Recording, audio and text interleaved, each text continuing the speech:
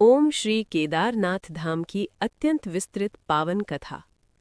हिमालय की दिव्य श्रृंखलाओं में जहां बादल भी शीश झुकाकर चलते हैं और बर्फ की श्वेत चादर ओढ़े पर्वत तप में लीन रहते हैं, वहीं विराजमान है भगवान शिव के पावन चरण केदारनाथ धाम।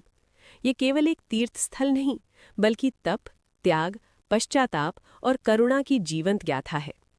हिमालय केदारखंड का पवित्र महत्व। प्राचीन ग्रंथों में हिमालय के इस भाग को केदारखंड कहा गया है। कहा जाता है कि यहाँ देवता भी तपस्या करने आते हैं। ऋषि मुनियों की साधना से ये भूमि सदैव ऊर्जावान रही है। स्वयं नारद मुनि ने यहाँ भगवान शिव की महिमा का गुणगान किया था। महाभारत के बाद पांडवों की व्यथा। महाभारत युद्ध समाप्त हो चुका था। विजय पांडवों की हुई, परंतु उनके हृदय में आनंद नहीं था। युधिष्ठिर बार बार कहते, राज्य मिला है पर शांति नहीं। ऋषियों की सलाह पर पांडवों ने निश्चय किया कि वे भगवान शिव से क्षमा याचना करेंगे, क्योंकि केवल शिव ही पापों का दाह कर सकते हैं। शिव की खोज में कठिन यात्रा। पांडव काशी पहुंचे, परंतु भगवान शिव वहां से अंतर्ध्यान हो चुके थे। वे गुप्त काशी पहुंचे, जहां शिव गुप्त रूप में तप कर रहे थे। वहां भी दर्शन न मिले। अंततः वे हिमालय की दुर्गम घाटियों, तेज हवाओं, बर्फीले तूफानों को पार करते हुए केदारखंड पहुंचे। नंदी रूप और शिव की लीला। यहाँ भगवान शिव ने स्वयं को नंदी रूपी बैल में बदल लिया और पशुओं के झुंड में जा मिले। भीम को संदेह हुआ। उन्होंने बैल को पकड़ लिया, तभी वो धरती में समाने लगा।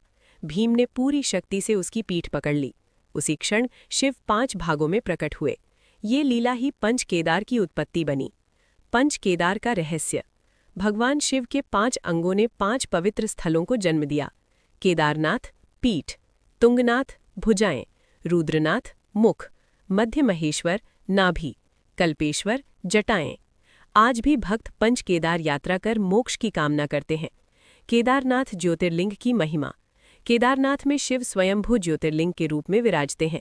यहाँ शिवलिंग त्रिकोणाकार है, जो उनकी पीठ का प्रतीक माना जाता है।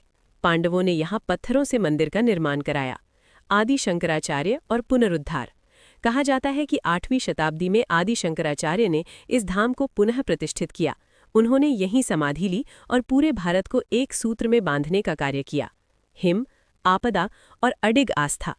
2013 की भयानक प्रलय में चारों ओर विनाश हुआ, परंतु केदारनाथ मंदिर अडिग खड़ा रहा। विशाल शिला मंदिर के पीछे रुक गई। इसे आज भी भीमशिला कहा जाता है। भक्त और भगवान का संवाद। केदारनाथ में कोई खाली हाथ नहीं लौटता। यहाँ शिव मौन में बोलते हैं और भक्त आंसुओं में सुनता है। केदारनाथ का संदेश। केदारनाथ सिखाता है, पश्चाताप से पवित्रता आती है।